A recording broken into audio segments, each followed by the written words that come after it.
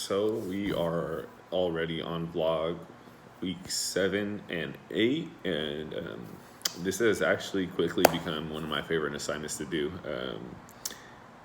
The article was really interesting, so let's dive right in.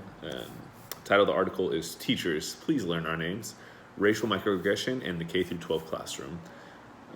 This was actually a really interesting article, and it was very, very relatable. So I actually tend to try to stay away from the earlier parts of the article just because I feel like everyone tends to talk about that. But this first example that's given when talking about Freddie Galan was really eye opening, and it was really interesting. So Freddie Galan was a 10-year-old boy who faced all kinds of verbal discrimination, from fellow students and even from some teachers who would mispronounce his name. So, for example, his name was Freddie Galan, so they would call him like gallon, referring to like a gallon of milk, and they would tease him about it. And what was really impressive about this example, and the reason why I'm bringing it up, is because at the age of 10-year-old, Freddie Galan was strong enough to have the will and to know his roots and his heritage and where he came from, and to stand up for himself and kind of, fight back and let them know, that's not how you say my name, pronounce it correctly.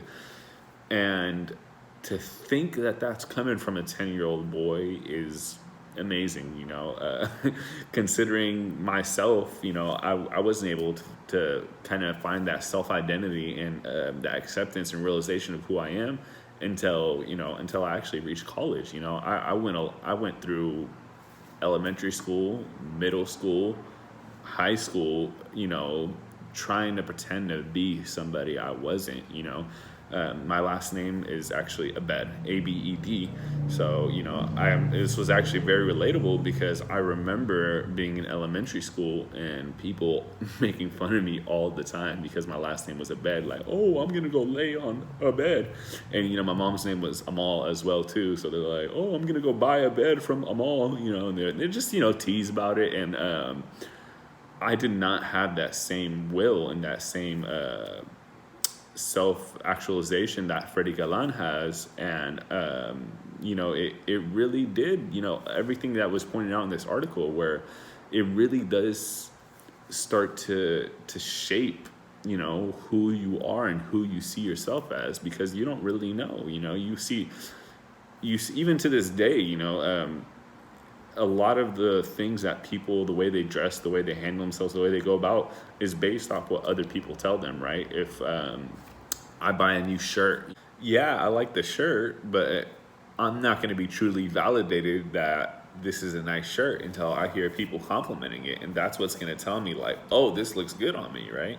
So what they'll say around you, especially at a young age where you're just a sponge, is crazy. It really does shape, who you're going to be. And as the article progresses, it actually, right after that Freddie Galan example, it goes on to list numerous examples of many other students and kids like myself who didn't have that will, who didn't have that strength to fight back. And then we just end up getting pushed in a mental direction to where, like the article says, that resentment is starts to build up for your name and for your culture. And I could easily speak for myself when I know I had the resentment in there. And up until college, I actually went by the name Mo instead of Muhammad, because just the negative media and the lack of acceptance of a Middle Eastern name really made me want to go away from that name. And that's why I liked Mo, because Mo could represent Maurice, Mo could represent,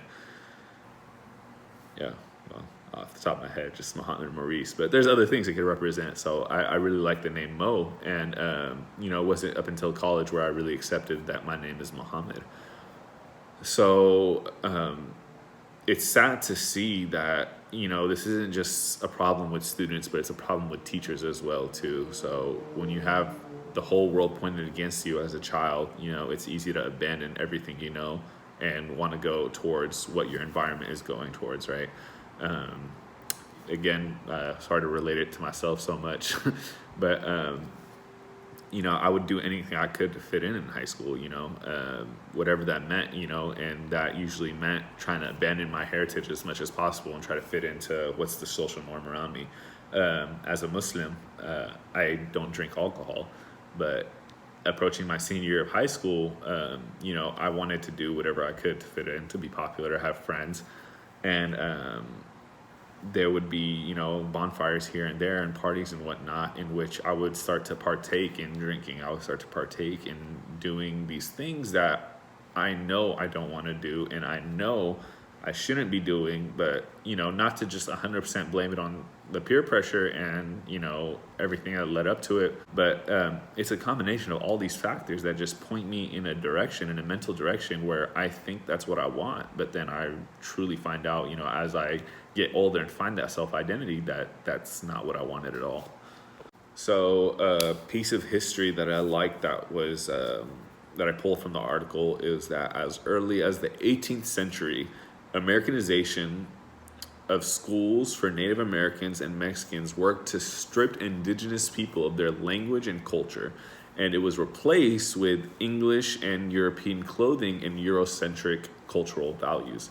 So this was, you know, done 200 years ago, over 2 centuries ago, and it was implemented in an aggressive manner at first, and, you know, it becomes so normalized that, you know, we accept it and it becomes passive, and then, you know, this racial microaggression starts to get implemented and we're just okay with it and we're accepting it, and instead of focusing on the problem and how we could fix it, we're focusing on how we could fit in and how we could adjust to their standards in this European culture, this Eurocentric culture. So I thought that was a really cool piece of history. I really like how the article utilized critical race theory and allowed us to examine, it kind of really broke down how critical race theory can be applied to this, right? So it allows us to examine these experiences at a larger context of race and racism and demonstrate how the racial microaggressions are going to impact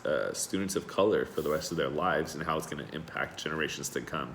So it really helped me get a better understanding of the critical race theory.